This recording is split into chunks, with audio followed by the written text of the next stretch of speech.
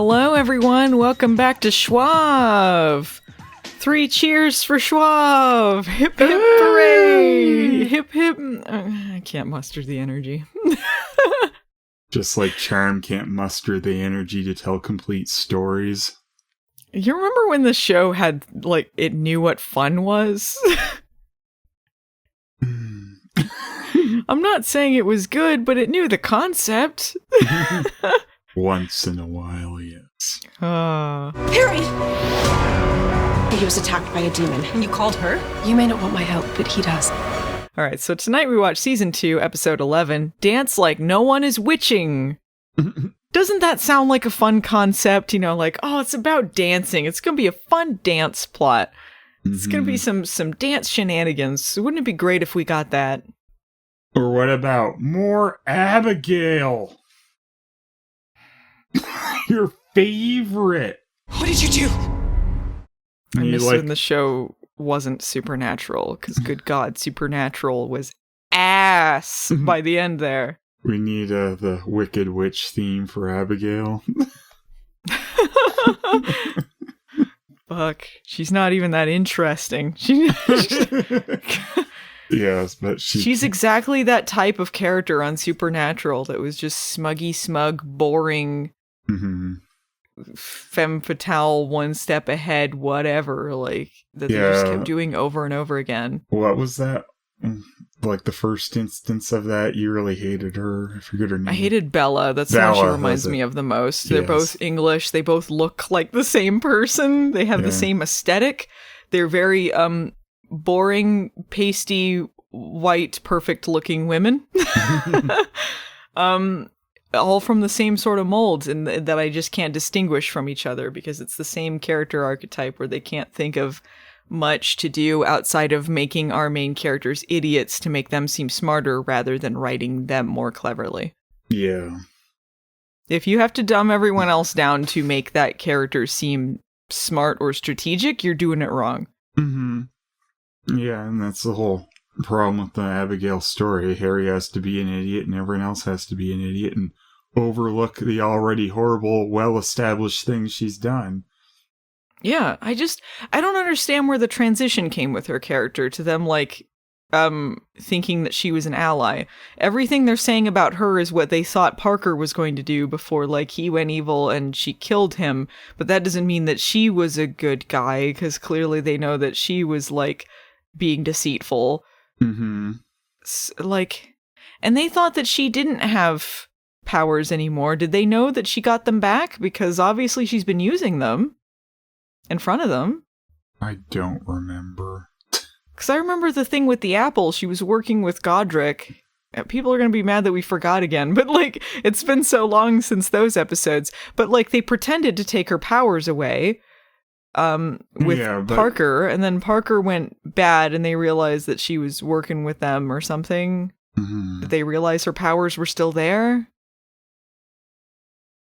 I mean, I don't know. It wasn't discussed, so it didn't matter, apparently. It's just like, they're like, yeah, she's keeping the demon world at bay as the overlord, like they thought that Parker was going to do. It's like, was this a plot you planned for Parker or something? Did you just, like what was why did they think she's all of a sudden doing the right thing when she did the wrong thing? Like, it's just apropos of nothing. They think that she's an ally now. Yeah, pretty much. It's like Harry's like, I like her, so I'm gonna believe her, even though she's clearly lying. But why does he like her? They never show any, like, redeeming moments either. Like, there's a bunch of flat, like, you bring out the best in me, but, like, it's never you never see anything. It's a lot of talking and not showing anything. Yeah. They're just saying it because show. Yeah, pretty much. It doesn't make a lot of sense at all. Why the hell did you do that? It just, we wanted to have more kinks in this Harry and Macy thing, so here's Abigail. Here's Jessie. In season 1, I really liked Harry. I did. This season, I liked what they were doing with the Dark Harry stuff, but right now, I really just don't know what character this is right now. I think he's like incredibly boring. I think the things with Abigail is incredibly boring and frustrating. And I don't like that the show is focusing so much on these two characters. Like, can you imagine if the original Charmed had Leo falls in love with some random lady, and then we just focused on Leo and this other random lady, and occasionally the Charmed ones would show up. And they're all in separate plots. Like, why would you care? Like, you at least would want to have the show be about the Charmed ones, right? Well, in original Charm's case, I don't know if you want it to be about them. In the beginning, at least, right? You wouldn't want it to just be about some random other people. After Leo and Piper in a marriage and stuff, that's well after I want to see much of the Charmed ones. That's when you want more Billy and less. Yeah. You're like, it's fine if it's focused on Billy. Yeah, like I'll listen to Billy talk to her sister. I don't care, sure. Yeah, but right now it just seems like the show's sabotaging itself, though. Like, because like it's not about the sisters, it's not about the Power of Three or the Charmed ones. It's not about the Book of Shadows is just gone now. The Elders are gone now. What is Charmed about this at this point? Not much besides that they're three witches, I suppose. I mean, it's not but like you they don't even have like their main powers anymore. They're kind of getting them back, but for the most part, it's just been like.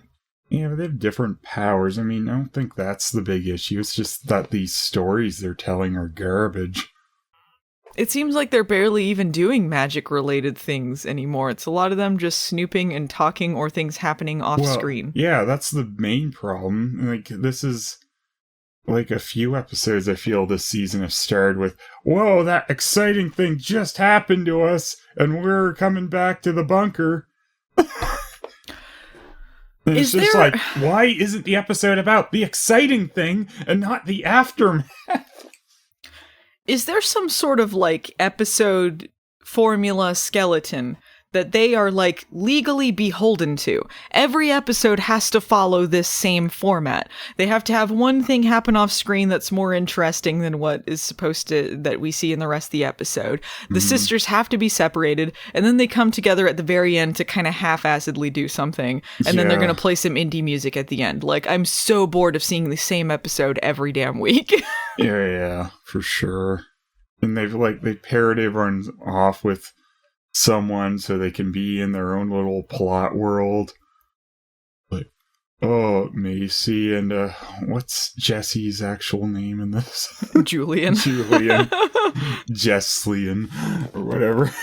It's so funny. He was just the guy in the Buffy pilot who died, and we're like, yeah, Jesse, and then what? There's a J. I know there's a J, right?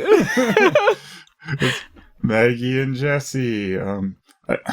I guess Mel doesn't have anyone else right now, though. It's Macy and Julian, Jesse. And then Maggie and Jordan. Yeah, Maggie and Jordan. And then Mel and no one, because she is the gay character and they can't do gay plots now. Yeah. They're scared of gay plots. They shipped off her, I don't know, store owner girlfriend to maybe return, who knows, ? I feel really iffy about the Mel stuff, not because we needed another character to be added, because we didn't, but because it seems like her love stories got given the shaft after the series change, and I feel like the people trying to retool this show felt like that tied into the woke SJW stuff, whatever. Like, they're like, oh, that's too much of a statement for her to be gay, so I guess we're just gonna not go into that. I hope not. I mean, that'd be pretty silly. Well, because why is she the only one that's not getting an ongoing story love arc? Not that we need another love arc, but why is she the only one? I don't know. And Kat, to be honest, Kat was more interesting than Jordan. I would have rather that he got killed off and then they focused on the Kat thing, because, like, I would rather follow that story than Jordan jerkass. Yeah, for sure. Did we mention that weird thing about her dad remembering Nico existed? We didn't. Yeah, that's right. That was weird. Why would he remember her when she was written out of her life? Yeah, the spell's supposed to erase her from everyone except the charmed ones, basically, and like elders or whatever, which don't matter anymore. They're dead. But it's no one was supposed to remember that, so it's kind of a big plot, kind of a plot hole. I think gaffe, they forgot that one. I think they bungled that one. Yeah, continuity gaffe. It's not really a plot hole. Yeah, I didn't really think about it until someone pointed it out in the comments, and I didn't remember until now. He reminded me, but yeah, that didn't make any sense. Mm-hmm. All right, Phelan, should we get into this episode? Nah, let's end it here. If I did, would anyone be sad? Or I guess some people are frustrated. Yes. We gotta at least make some lemonade out of lemon, you know, like, or make some lemons out of lemonade. We'll use the power of 3 to turn the lemonade back into its core substance. Then we'll freeze and heat the lemon, and then it will shock Jordan. Sure, I don't know about enough about science to dispute this. Science or magic. It's a perfect defibrillator, okay? Perfect. Okay, so this episode opens with a car crash, which is a perfect metaphor for this show at this point. We see a little boy trapped in the car with his dead parents, and it turns out this is a flashback to Julian. So that's how he inherited his money. We knew it. He didn't earn it. It's just because he killed them in that accident, right? Like, he caused that accident. Well, he said, that's the day I decided to become Carman. He's Batman, but he dresses up like a car. Yeah. He turns into a car like that gif of that cartoon where the kid turns into the vehicle really slowly. Oh my god, if he was like some low-rent superhero, I would turn around on his character. Yeah, like, and he really sucks at it. Like, that'd be amazing. like Macy's right into him, but then he reveals the secret. He's Carman, and she sees him do it, and she's just kind of like, Facebook. I cannot be with Carman. I'm just gonna say his aunt made me do it. I just don't want to. Like, he's really smooth just in his normal persona, but as Carman, like, he's got no game. Like, His aunt told him with great horsepower comes great responsibility. His theme is Jump in My Car by David Hasselhoff. Yeah. It'd be awesome, too, if, like, Macy was about to tell him, like, oh, I'm going to tell my secret. I'm a charmed one and witch and all that. And he's like, I'm Carman. And they're like, what, like the gospel singer, or? No, you got to see this. Let's go look for crime. He's just made his outfit out of like Mountain Dew boxes. Yeah. I swear there was online a long time ago. I have no idea if this was just the forum I was on or if this was like a thing, but there was this guy that was part of this forum, and he had a website called Mountain Dew Night. And that was his entire persona. He just created a suit of armor out of Mountain Dew boxes, and that was his persona. Nice. It was amazing, and that's what I'm imagining now. Mountain Dew Night is way better than Julian Carman. Yeah. I just want him to be an embarrassing superhero. Come on, give us that twist. Come on. You know what? I like him better than Jordan. It still feels unearned, but I like him better than Jordan. Yeah, I guess it doesn't take too much. He hasn't threatened anyone yet. Someone called him the CW Corbin Blue, which is the guy from High School Musical. Oh. He does look like him.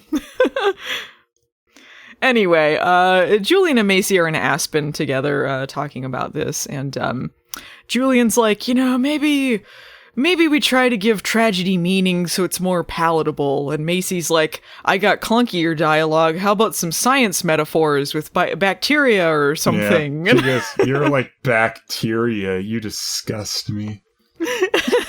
Yes, that's what she says. And he goes, thanks, idiot. She goes, at least I'm not Carman. Dumbass. Kicks him out the window. On the one hand, the show is remembering she's a scientist again, so that's good. On the other hand, back to, I'm a scientist, remember? Science facts, 'cause I am scientist. She goes, hey, back off. I'm a scientist. Yeah, Mr. White. Yes, science. Yeah, so they go to have sex, and the show acts like it's meaningful. Yeah, it seems a lot of her character to do this already. Yeah, I realized last season, like, when she had sex with Galvin, she was kind of losing her virginity. That was a big deal for her, but now it's like, she knows this guy for 2 days and is ready to sleep with him. Yeah. Like, we had one on-screen appearance episode and then one via text on phone. Yeah, it feels so unearned. Yeah. The next morning, Macy is making pancakes in a robe when Julian's Aunt Vivian, who raised him, shows up in like a fur coat, like, oh, it's me, Aunt Vivian. What are you doing with my nephew? Oh, we're banging. I like Aunt Vivian because they give her the worst dialogue. Macy's all embarrassed about being in a robe because she thought Julian was coming in and it was his aunt. And Aunt Vivian says, never apologize for being a stiletto in a room of flats. Terrible. Wonderful. So Julian shows up, and Aunt Vivian's talking about this thing that she's working on. There's like this DNA. Oh, I love when my aunt shows up right after having sex. I like to think of Aunt Vivian like Mrs. Doubtfire. She looks in the fridge and puts a pie in her face. Hello. Yeah, so she's working on this like DNA testing machine that can like give you the results in like an hour or something, and when normally it can be like 3 weeks, which would be very convenient for TV science. And she's like, it could even work on demonic bacteria. You don't say. This might work out later in the episode. So then, I'm sorting through my notes here. Okay, so, I'm jumping around a little bit to... Everyone's sort of separate, but they kind of interweave. So, let's talk about what that leads into with the DNA machine. Harry and Mel are coming through a portal into the bunker. And Harry's been clawed by something in an off-screen action scene. What it is, I don't know. Yeah, like, that would have been nice to see Harry and Mel teamed up fighting some demon. Sounds like an episode. Yeah. For a show that said in the season 2 they were going to focus more on the supernatural aspects than the sister aspects, it's like, okay, well, if you're going to do that, like, show us some cool supernatural things. I didn't know they literally meant the show Supernatural was what they were going to focus on. Like, don't you want to see some cool monsters, some cool fights, whatever, like, yeah. something? And like, we can still have the sisters together fighting things. I don't know why everyone has to be in separate plots all the time. It's tedious. Mm-hmm. And like, we don't need everything like broken up on this boring love square. Which, I mean, I guess Dark Harry's bowed out of for now. He's like, oh, I died. I'm not going back for any more of that right now. Most of the interactions we're getting that aren't Harry, Macy, Abigail are from characters who have just met or feels unearned. So, like, the arcs haven't, like, you get, like, Maggie and Jordan and then, like, Mel and their dad and this stuff where it's like, okay, but what are we... Yeah. What are we supposed to be invested in at this point? Yeah. Like, and it's so annoying. Build on what you have before you create something else, Yeah. Like, even this season, like, the Harry Macy thing was all right until they just completely torpedoed it with this Abigail shit. Yeah, and it's not even about like, oh, how dare they keep these two apart. It's just that it's like, it's frustrating because the characters are so stupid. Yeah, like, and they were the ones that were driving things all the time. Like, Harry and Macy were the two that would get things done. They were the most interesting. Yeah, now they're not even doing that. No. They're just dinking around being jealous. Yeah, it's so annoying because they were the most interesting characters and they were the most useful characters. Now they're not. Yeah. Well, and a lot of people were pointing out, too, the thing at the end of last episode with Harry going off on Macy, like, both of them were being stupid to each other, but, like, he's like, you know how I feel and go with your boyfriend or whatever, and he's the one that said, like, oh, because you like dark Harry, whatever. Mm-hmm. It just feels like he's treating her really shitty, and then they're not, like, calling this into account, like, how much of a jerk-ass he's being. Yeah, it's kind of stupid. Like, I don't... Ugh. His character's become something else, and I don't like him right now. No, I mean, I don't like this whole tired storyline anyway. It's just like, yeah, they're both being dumb. Because remember last season, they had that storyline where he was like dragged into Tartarus, and he comes out, and he comes out like changed by it. Like there are consequences in further episodes that, because like, how could you not if you're stuck in Tartarus for however long he was supposed to have been there? But he still had the core concepts of his character there. Mm-hmm. And that's what, like, if you're going to give the character growth or change or whatever, you still need to have pieces of the character that you were following the whole time. Mm-hmm. And I don't think that's there anymore. No, we had something like him exploring a darker side after his confrontations with his dark later, but then it just went to shit, and now it's just jealousy bullshit. Yeah, if you put him and the Darklighter side by side, I wouldn't know the difference. Who's the robot? I don't know. Take the shot. Either one of them. It doesn't matter at this point.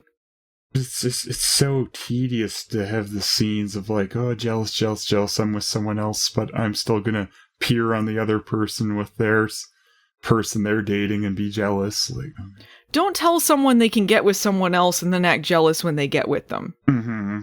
That's toxic. That's shitty. Mm-hmm. That's mind games. Mm-hmm. Don't do it. Yeah. Yeah, it's like, oh, I'm going to Abigail. It's like, okay, well, you can't whine then that Macy's with Julian.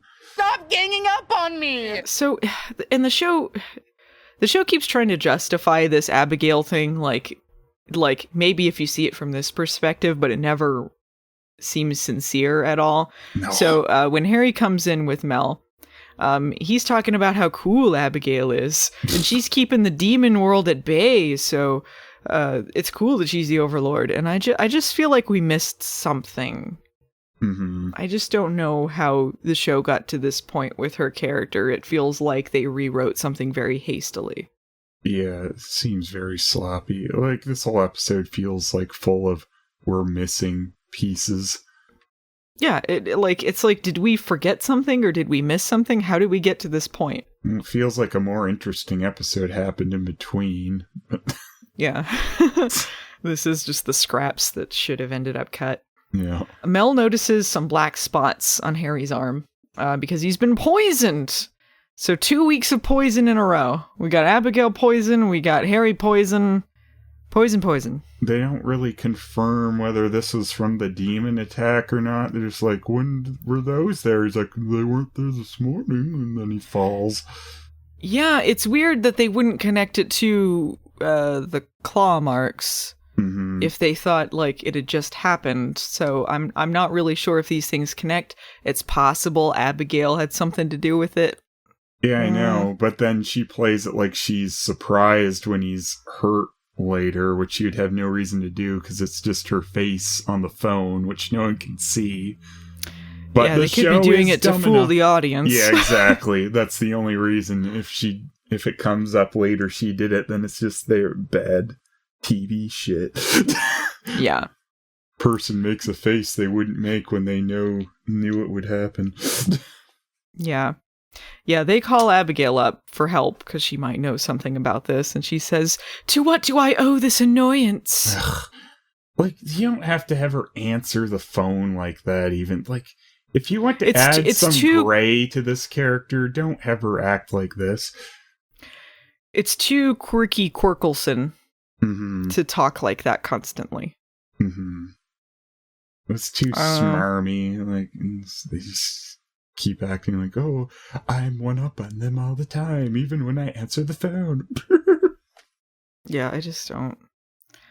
I wrote in my notes, I love this ongoing plot thread about two morose white people. It's really good. Like, why have they hijacked the show? I just don't understand that. Kill Whitey! Macy gets a text from Mel about Harry being sick. She shows up and Abigail is making a cure, but if the antidote isn't for the correct thing, then it'll kill him. So they have to make sure exactly what they're trying to do to deal with there. Macy wants to figure it out with science first. And they look at it in a microscope. Harry's blood is inflamed, which means something. Cut to Abigail toweling off sweaty Harry. He asks where Macy is. Macy is testing out his blood with Aunt Vivian's DNA machine. She goes to Aunt Vivian, but she thinks that she's working for a competitor and trying to get information and using her nephew to get what she wants. To steal her secrets. And she uses this awkward wording. She says, "You're going to great lengths for this male companion of yours." Oh, they fucking. She's only willing to let her use the machine if she breaks up with Julian. So she does via voicemail. And the audience is sad? The audience is indifferent. Indifferent. Do we care? Like, they haven't earned it at all. All the show does to show a relationship is, over indie music, they will give their family history, and they'll go, yeah, I relate to that, and then they make out, and then that's it. They don't show them doing normal couple things. They don't show them having any other, like, intimate interactions other than over indie music at the end of an episode. It's nothing. Yeah. Like, this Julian could at least have a poster of balls up on his door or something. He'd go, yeah, here's the different types of balls. You know, sometimes I forget how many balls exist in the world. Here's my balls poster. I'm not even into sports. I just like all the different balls that are involved. You ever think about balls sometimes? Balls. Wow. I was more invested in Riley on Buffy and his balls poster than anyone on Charmed. Yeah. Truly, who could really reach the heights of Riley, though? I'm telling you, if Julian turns out to be Carman, they got something. You know what? If they're listening to our podcast and then we see that, we'll know. Yeah, we'll know. We'll know they're listening to the old thinkers here. We got the ideas. You're welcome. Yeah. Now do it! Abigail and Mel are waiting around for the results of the test. I got the results of the test back. I definitely have breast cancer. Abigail says, how long are we going to wait until Macy's science brain is satisfied? Her science brain. Yeah, this is the episode. You know, nothing exciting happening. People sniping at each other while they wait for test results. I'm so There's so happy much just waiting around. The episode, not the fight. The test results. It's so much just waiting around doing nothing and talking about random repetitive bullshit. Yeah, and then like, Abigail going like, I have a dead mother too, Mel. Did you know that? Oh, cool. Are we bonding? Not really. It's still the same thing it always was. How do you do, fellow witches? Yeah. How do you do, fellow kids?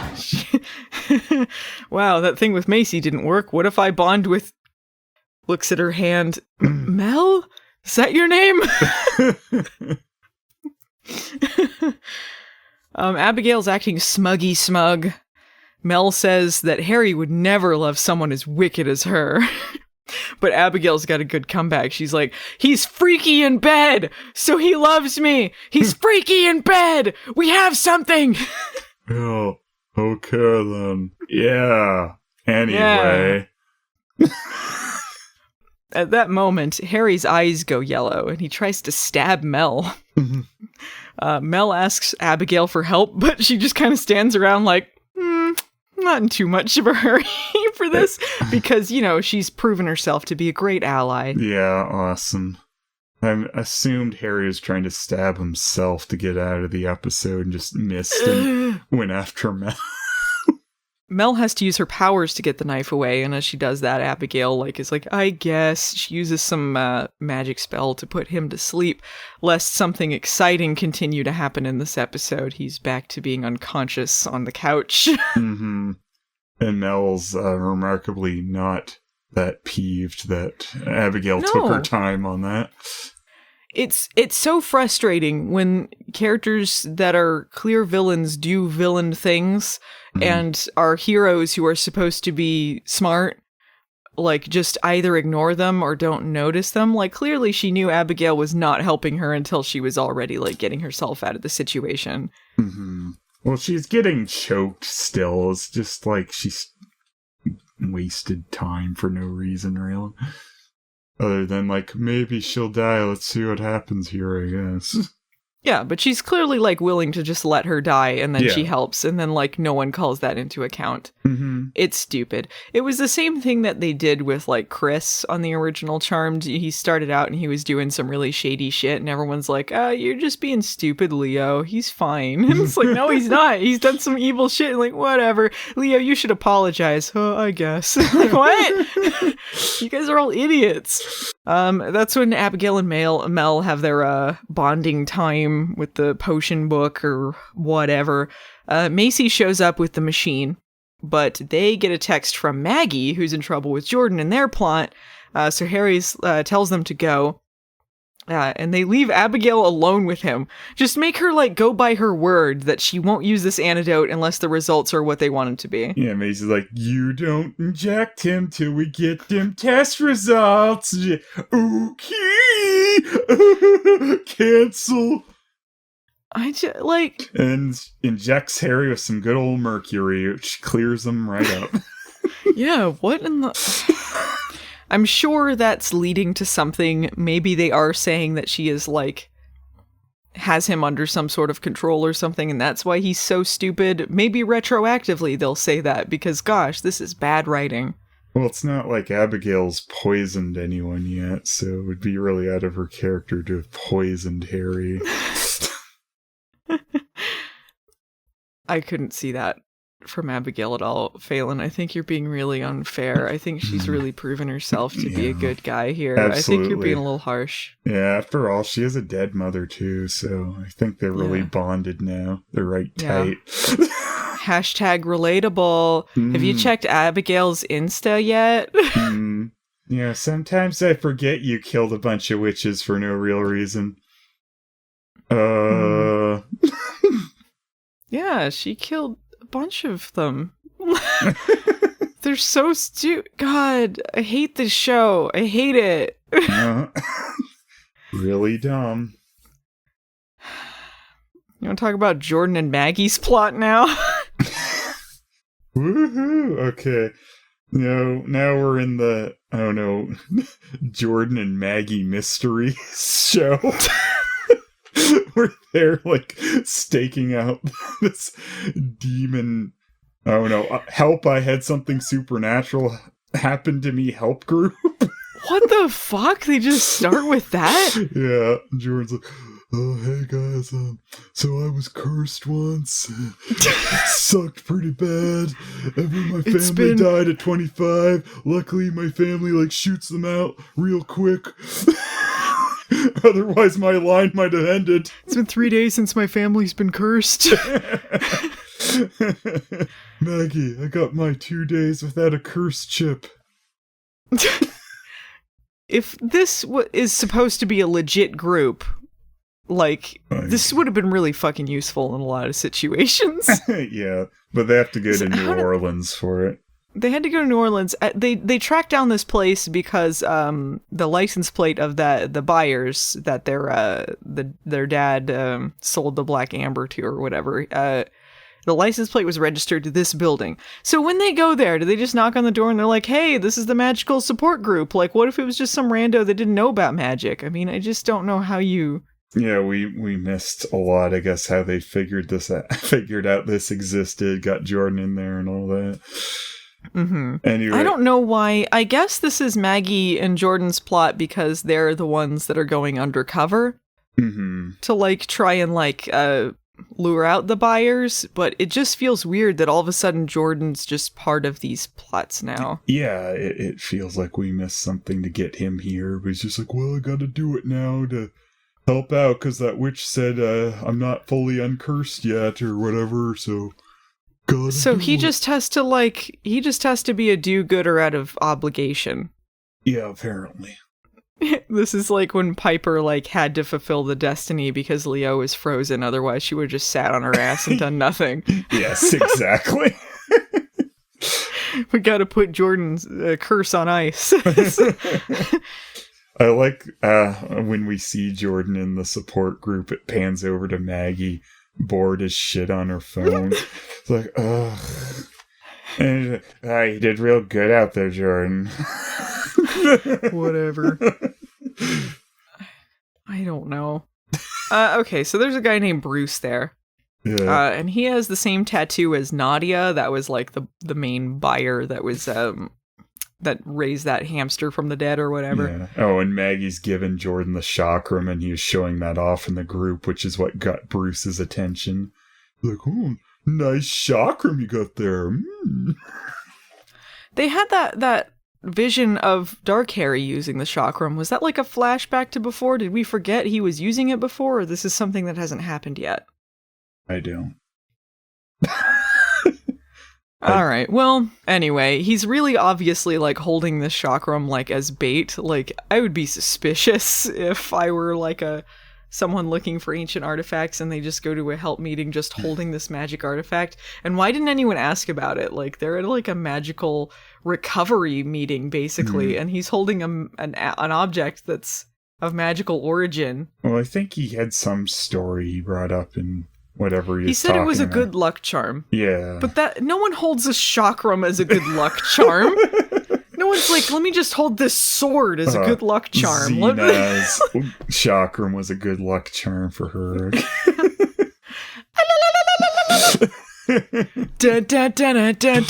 Good luck.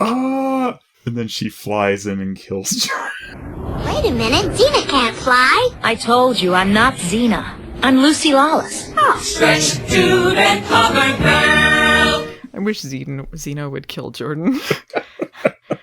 There was a commercial for like Clorox when we were watching this, and it was like they were cleaning up after a flood, and I'm like, I wish that a flood would happen and wash away the charmed ones. Anyway, they meet this guy named Bruce, and Maggie and Jordan are trying to get involved with this group of magical artifact seekers. He says that they're part of a group that's off the grid. They're not really part of this recovery group. So they collect things like that chakram. So they're like, how do we get in on this action? And he gives them an address to meet up at. Jordan hears there's good food in New Orleans. He was really channeling NCIS New Orleans there. Yeah. Oh, we gonna have some fun. No. This whole time, again, what about his girlfriend? At least update us on the status. Are they still together? Did he break up with her? Is he being an asshole? You gotta let us know. Yeah, it's another one of those things they shouldn't have added. Like, you can't just keep going on with this charade if you're clearly interested in someone else. Then that goes from, like, unrequited feelings into you are a cheating asshole. Yeah. How long are we going to dangle to that Parker's just sitting around in a jail somewhere? I hope they never get back to that. He will be Charm Zone Adam from Supernatural. Yeah. Like, he's just in a cage for years and years and years and nobody gives a shit. Yeah. When we're on Charmed Reboot Season 10. Yeah. And Parker shows up like, you forgot about me, guys. I was updating Instagram every day, and no one came to find me. They'll be doing the play version of Charlie. Who's that? Oh yeah, that's Parker. He's sitting around in a jail. Oh, right. Anyway, let's still not remember it. I hope he shows up with tattered clothes, a giant beard, and a broken guitar in his hand. What year is it? What year is it? Parker Manji? Yeah. What year is it? If they had Galvin come back, they could do that. Yes. We thought you were dead. What year is it? Okay, how about Charmedmanji? I think that has more title potential. We'll see. Anyway, they go to a club. Maggie and Jordan do. Bruce shows up and brings them to Nadia. They ask about joining up, and she's like, you gotta take these, like, cubes of the ooze, the secret turtles ooze, if you want to join up. It's either that or kryptonite jelly beans or whatever. Maggie is pretty skeptical, and Jordan just pops one immediately into his mouth because he's a big dum-dum. Yeah. Every plot requires our characters to be dumb. Yeah. Like, oh, to join your secret, oh no, artifact group, you have to eat weird glowing jelly beans? Sure! Before you join us, you don't even really want to hear what we have to say. We're gonna say you shouldn't eat those because they're really poison. He's eaten all of them. Stored them in his cheeks like a chipmunk. Huh? But at least with Jordan, I had no expectations of him being that smart. So this is about par for the course with Jordan. It's a dumb character doing something dumb, so you're not surprised, at least. Harry used to be smart. Well, the show decides they gotta be dumber, too. So they go out to the club, and a guy in body paint is doing some sort of dance with a staff on stage. We hear a didgeridoo for some reason. Yeah, it's either a didgeridoo or this, like, type of throat singing that some cultures do. Yeah, he's definitely He's doing clearly that making later. the noise, and he might be doing that, but I'm not really sure. But I think there's also faint didgeridoo in the soundtrack at some point for some reason. Maybe they just might be, yeah. Vaguely mystical and ethnic in some way that's unclear. Yeah. So they're doing this, and Jordan is hypnotized into dancing with everyone. Yeah, at the rave. This has potential to be a funny plot. People are hypnotized into dancing, but it's not. No, not the way they execute it here. It's just kind of like, he just goes, we gotta dance, and then all of a sudden the guy's zapped everyone with his cane, and they're all just staring at him as he's slowly bringing this idiot in a coffin back to life. Yeah. Like Crusher's grandma in Sub Rosa. Yeah. Zombie grandma comes to life. Yeah. Darling, what's wrong? You've ruined the caber toss, charmed ones. Do not light that coffin. Do not light that coffin, Maggie. Stay out of that hoose. There'll be another dead charmed one. Remember when Maggie fell in love with a candle? That was great. Yeah. She might as well have. Her vagina has a lot in common with a candle. It's a metaphasic life form it's housed itself in her vagina. And for centuries, the women in her family have had a ghost in their vagina. I'm in need of a guilt remover spell. I can't wait for the sequel to that episode. Fantastic. You're just bringing it up because you want this to be more like the Next Generation. Yeah, that's really what I want. This episode wasn't even as good as the original Charmed episode, Coyote Piper, where she's possessed and she does the dance on the bar. Mm-hmm. That was a much better dancing episode. I feel. Anything that references Coyote Ugly's got to be better than this. Yeah. None of the main characters actually danced at any time. No, they didn't. It had nothing to do with dancing. No. It's like the titles are being thrown out by people. They're like, we got to pitch this some way, because otherwise it's like boring stuff. More boring things happen, part 6. Yeah. The episode you wanted to see happen before this one. Truth in titles, thanks. Mm-hmm. All right, so Maggie realizes that to resurrect this guy from the dead, everyone's life force is being sucked out. Jordan collapses, and nothing of value is lost. Yeah. And they go home and cheers over his grave. Yeah, and then like Harry takes a piss on it. Yeah. I just realized Abigail's an idiot. And then pees on her, and she's like, hey, you're kinky, and then they just blow her up. And then they stomp on her with their stilettos. Mel's in some Doc Martens. Galvin shows up. Whoa, that is wild. Whoa. That is wild. What year is it? Like, he just goes from that extreme.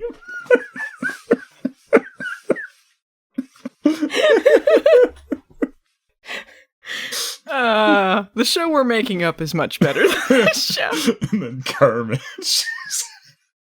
I feel like the person who made the greatest career decision on this show was Sir Darius Blaine for getting out while the getting was good. Maggie jumps on stage with her stick to fight the guy, and smack my bitch up now. Starts. Yeah. Smack my bitch, and then she gets in the wire work, like with the wire work, and like fighting. Maggie's the fight one now. Yeah, Crispin Glover comes out and it's kind of funny because she calls them there, and then it's like, anyway, I'm just gonna go do it myself. Yeah, there was no reason for them to be there, and there was no reason for both of them to be there till like the very end when they got to revive Jordan. But who cares if they revived Jordan? Yeah, it's just like, oh, good thing you two are here. Anyway, you sit here while I go beat up this guy on stage. Is she like, did Macy tag out as the one that did things and now Maggie tagged in? Like, she's the one that does things while the other two dink around? Apparently, yeah. It's like, it's going to be the her Jordan show now. Jordan and Maggie mysteries. Yeah, they got to snoop around for the Riverdale school newspaper. Yeah. The body has disappeared from the coffin. Macy and Mel show up so they can use their powers with Maggie's nightstick to somehow defibrillate Jordan or something. Yeah, sure. Something happens. Yeah. And he's revived, and he says something that made me want to punch him and then have him die for real. He says, "That was some strong candy." And then, enjoy your Java. Yeah. And they're like, anyway, a bunch of other people fell on the dance floor, but who cares? Yeah. They're not worth it. Yeah, they're dead. Screw They're them. dead. And the day was saved.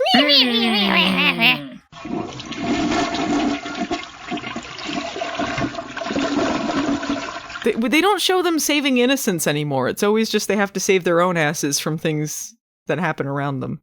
Yeah. Anyway, Macy and Mel show up back at Abigail's. Remember when they had that tally earlier this season?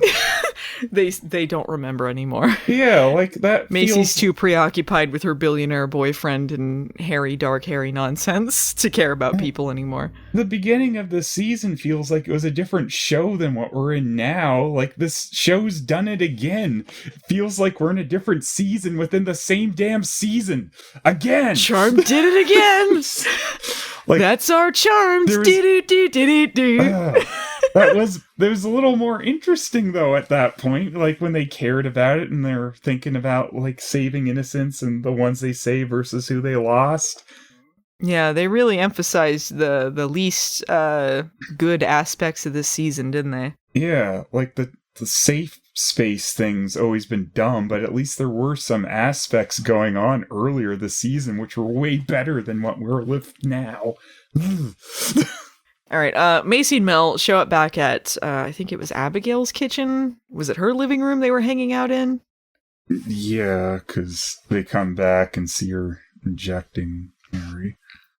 Right. She gives him whatever thing. Yeah, mercury. Straight into his veins. He twitches around a bunch until he's okay. And he goes, "I don't know how to thank you." yes, you do. And then I just wrote, barf. Yeah. He kind of gives her... It's like, it's a look that says, I don't know, am I sick or am I reciprocating or what? Maybe I just puked in my mouth a little. Here's what I think of these scenes. But then Macy and Julian kiss and Harry's in the background jealous. Yeah, he sure is. He's like, you totally skipped over Maggie and Jordan in the backyard to some indie music. Wasn't that a great scene? No, it meant nothing. It meant nothing. It did nothing. It killed screen time. You thought they were going to kiss. They at least didn't do that, but they sure were close. It's the slow crawl to hell. It's like, all right, just have the stupid doofus at least break up with his girlfriend. Fuck show. But at the end of that scene, Galvin showed up and said, "What year is it?"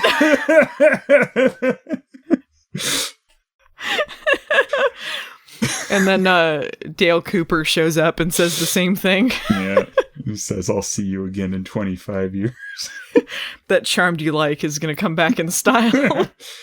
Did it, Dale? Did it? Get out of here. Julian shows up. He's in safe space in an office. So suddenly they have an office now where they can do meetings, which they should have used before instead of that hallway meeting. Yeah. He sees Macy and then just leaves in the middle of the meeting to bag on her for breaking up over a voicemail. This seems insane though. Like, even if I guess Julian owns safe space, like, he's like this big billionaire type guy. He's having meetings in a community center shopping mall if he still has plans to dig not under there or whatever. Well, he's still planning on doing it. He just needs like a biologist or something to look into it. Like, he's still planning things for the building. So I think he those were on indefinite hold though. Yeah, but I mean, he probably has other things. Look, he just needs to see Macy. That's the reason why he's there. It's just it's sloppy reason for him to be there and an easy meetup for them. But I feel like he would have a more proper building to hold his meetings at than in the middle of this place. Look, they have two sets. They have the bunker and they have safe space. Yeah, and occasionally Abigail's house now because they have it. Why not use it? I guess. Yeah, her apartment or whatever it is. Mm-hmm. He knows what his Aunt Vivian was up to. Mm-hmm. And he's going to reveal that she's Mrs. Doubtfire the whole time. They have a makeup kiss. Also, I'm Carmen. No, please, you are not that doofus from the papers, please.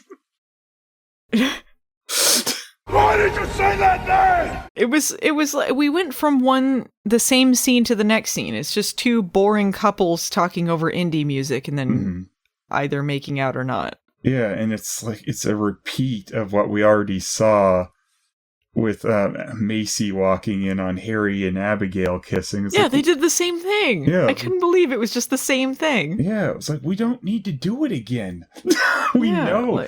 It's not a surprise to anyone. I think it's worse this time around, though, because when Macy walked in there, like, she was going to tell him how she really felt and, like, try and move things forward. And then there was the disappointment, and especially because Abigail's so disgusting and evil and whatever. Yeah. But when Harry did that, he'd already told Macy specifically to get with Julian because he was being an asshole. So he has no right to be moping around like a little orphan in the window, like, oh, please, Macy, make out with me. Yeah. Especially when he's like with Abigail all the time. He's pushing her away, going like, I'm going to go hang out with Abigail. So it's like, well, you're doing this to yourself, dude. Yeah. Oh, they got one more scene at the end. Nadia's on the phone with some mysterious person, talks about the resurrected guy. Could not care less. Bum, bum, bum.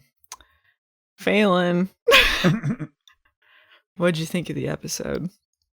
I wish it was the next generation. Gosh, if they'd fallen in love with a candle, I think it would improve things. Yeah. Didn't like that, Jordan. I don't know.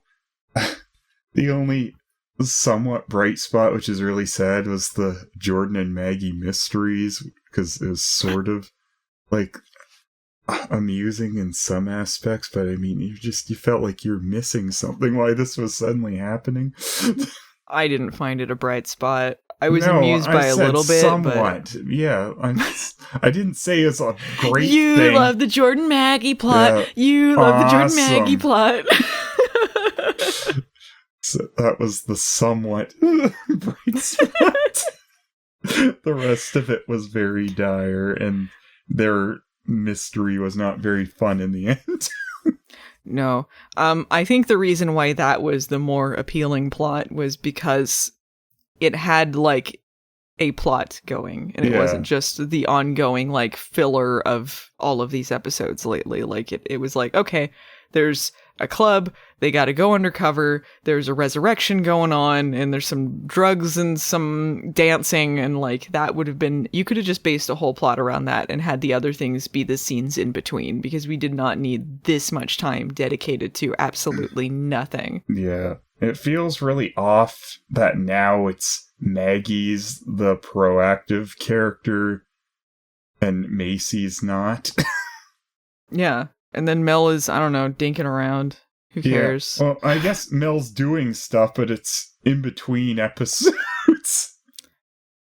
It's like, oh, that cool thing just happened. Wish you could have seen that, don't you? But nope, you're left with this. Yeah. I think this was another in a long line of very boring episodes. Mm-hmm. I don't really have any feelings that it's better or worse. It's just more of the same. And that's kind of worse. I would rather feel something than nothing. Yeah. It doesn't feel like we even watched anything. No. Like, remember the great plots, I guess, when they went to that colorful world? Talk to that one weird guy. I was looking at IMDb for Charmed, like the episode guide. And all the episode guides have, like, a random promo stills. And this show has garbage promo stills to begin with anyway, because it's almost always them standing around in a room looking at each other. Like, I'm like, why would you bother? These are so indistinct. Mm-hmm. But I was looking at the ones for season 2, and then I was looking at the ones for season 1. And season 1, they were colorful. There were ones that actually showed what happened in the episode. Like, I'm like, oh yeah, this was the one where, like, those angel guys from the TV show showed up, or this is the one where they had the costume party at Halloween. You know, like, there were things that were distinct about it, and there were interesting visuals to look at, and the coloring was nice. Mm-hmm. And then you look at all of the season 2 ones. All of them are this vaguely, like, warm, orangish, yellowish tone. Yeah. Everyone's just standing around looking very serious at a table or in a random boring room. Yeah. Just aesthetically, the show is just like, it's so nothing. The club scenes in this one looked a little nicer because it was a club. Mm-hmm. But everything else, it's like... Safe space is just very boring for the most part. And like, so is the bunker. Yeah, definitely. Like, in this show, like, it just needs to stop just the separate plots all the time. Like, even in season 1, they were pretty bad with this. Like, oh, Mel's off with Jada in their dumb place, and Macy's in the lab, and Maggie's at the sorority. But they would meet up sometimes and do stuff. The plot generally would, you know, involve them more than just the very last scene they have to get together for something. They did that sometimes, though, in the first season, too, because remember us complaining about it. It feels like it was much less then than now, though. Yeah, it's really bad at this point. I do wonder if that comes from the fact that they are trying to emulate Supernatural so much, because Supernatural, one of the big problems is that they would just separate characters so much into doing their own, like, thing. And I don't know if they think, like, that makes it like an ensemble show. Like, if we just cram it with all of these stories, that means that, like, there's more going on, because it isn't. It just feels like you're watching a disconnected mess. Yeah. We might as well be watching, like, some kind of stupid soap opera where we're just watching, you know, a bunch of people in their little section of a story that's going to take 10,000 episodes to get to anything. Soap operas things happen. Sometimes. Actually, you know what? You're right, because soap operas have to go on for like 1,000 million episodes, and so a lot of the times it's just like, let's just keep it going. We don't know if this is going anywhere. We don't know where we're going. We just have to keep going, chugging the episodes out. And then like you'll get the soap opera where they go batshit, but there's also a lot where it's just like they're talking for like a minute or something, and that's their scene for this episode. Remember when Lachlan Monroe was on Charmed and he was dating Prue, and it turned out that it was him and his twin brother? Like, he was twins. Yes.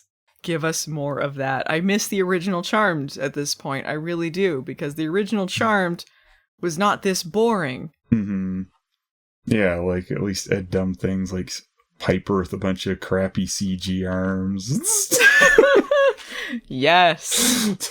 Terrible. All right, do you have anything else to say on the episode, Phelan? Just kill off Abigail and get out of this garbage plot. Move on to something else. Have things happen. Good God. Yeah, she's not a character with gray. Like, she's not interesting. She's just an idiot, and the characters have to be idiots to fall for it. What's gonna happen is they're gonna kill her character off because nobody cares, and it's just gonna be like it was a big waste of time. Yeah. It's not gonna feel worth it. There's not gonna be any redeeming values to it. She's just gonna be like killed off, bleedy blee. Sorry about that. I mean, they could at least have it come to some head, like have her make some big ploy with the demons and they have to go and fight her, at least make it a thing. But yeah, do it quickly. Don't make it a waste of time, but don't waste any more time. Yeah. That's what, yeah. Just have her make her play now. We don't need to drag this out any longer. Just have her go battle them with her demon army. Well, especially like when the demon overlord plot was part of the overarching story, it was like, okay, I guess, but now it seems like it's not, and it's all this stuff with Nadia and this resurrection and all that, and it's like, so did you just like swerve in another direction, or like what? Yeah, I don't know how Abigail has command of all these people too, and she apparently had such a hard time before this, but now she can control them all easily from her living room and never go to anything. You know what? Fuck, she's the Crowley of the series. Yeah. She's the Crowley, where like he, on Supernatural, he would just like control hell from like a pizza parlor basement. Yeah. And then like now she's controlling the demon underworld by just in her apartment doing nothing. We don't even have scenes of her talking to anyone, though. Like, this would be just like if we cut to Crowley and he's sitting in a living room and talking to them, and we're like, I guess we have to assume he's still running hell? They're gonna be all shocked when she betrays them, but then like she's an ally again. Like, whatever.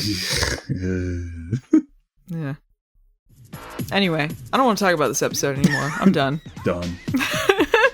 That's it for Schwab this week, folks. If you enjoyed our complaining, who would? I'd appreciate. Who would? Oh boy! What year is it?